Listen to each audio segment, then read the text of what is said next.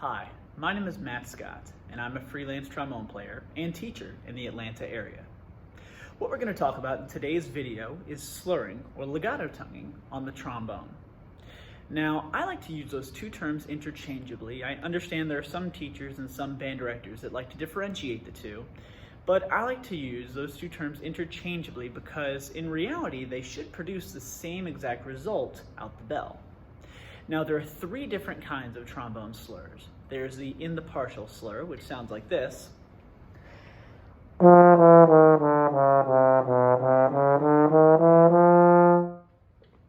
There's the over the break slur, which sounds like this.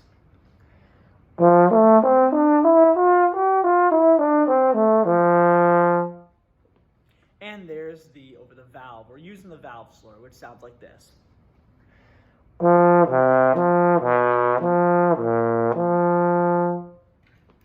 For the purposes of this video, we're going to talk about the in the partial slur, and in a subsequent video, we'll go over the over the break slur and the valve slur. Now, when talking about the in the partial slur, we're first going to play a concert F in the staff and focus on nice and fast air. We're going to play this for 4 counts. It's going to sound like this.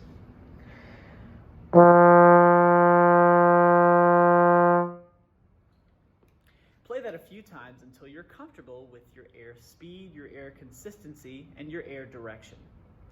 Then we're going to break this note up into 4 touching legato quarter notes. It's going to sound like this.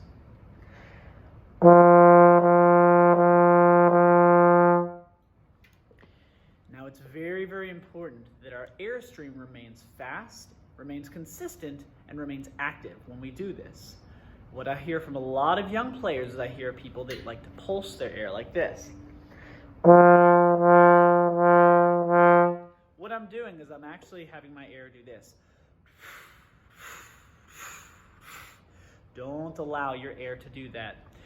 One analogy that I like to think of is I like to imagine a water fountain. And we go up and we turn on that water fountain and we watch that water just continuously flow. That's our air.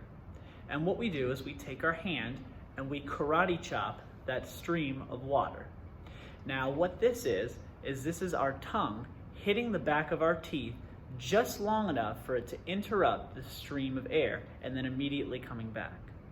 One thing that I hear from a lot of young players is I hear people either keeping the tongue on the teeth for a little bit too long and interrupting the stream of air for too long, or I see young players that will articulate a little bit too high and a little bit too far back in their mouth. One thing that I like to recommend is I like to recommend that people articulate on the back of their teeth. And as they get a little bit lower in the tessitura, their tongue can move a little bit further down, and as they get a little bit higher, that tongue can move a little bit further up in their mouth when they articulate. However, it's very, very important that we do not articulate behind where the tongue meets the teeth. Students that do that will find that their articulations are a little bit gummy and not as crisp as they could be otherwise. The next thing we're going to do is we're going to do a basic F Remington in half notes, starting on F, E, F. But the difference is that we're going to gliss this exercise rather than articulate it first. So it's going to sound like this.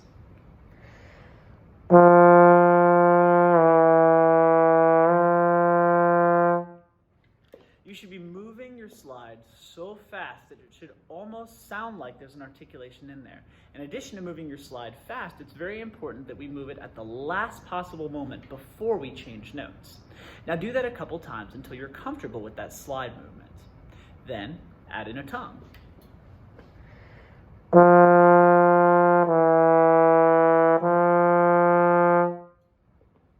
Then we're going to repeat the same thing from F to E flat back to F.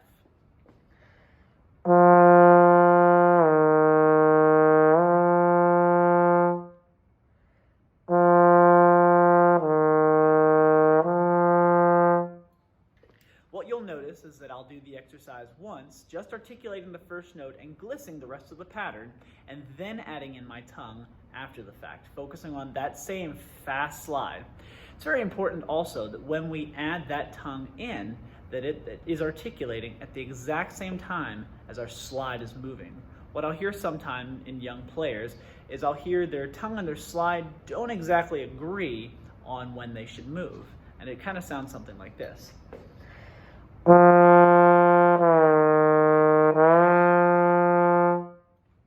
So again, it's very important that our tongue and our slide are moving at the last possible moment very, very quickly. Now go ahead and repeat this exercise all the way down until you get from F to B natural in 7th position. Don't use the valve if you have it. Back to F. It's very important that when we get down to that B natural, that it still sounds just as clean as when we were doing from F to E to F. You'll find that as the positions get further and further apart, it's important that our slide moves quicker and quicker. So good luck with your articulations, and thank you for watching.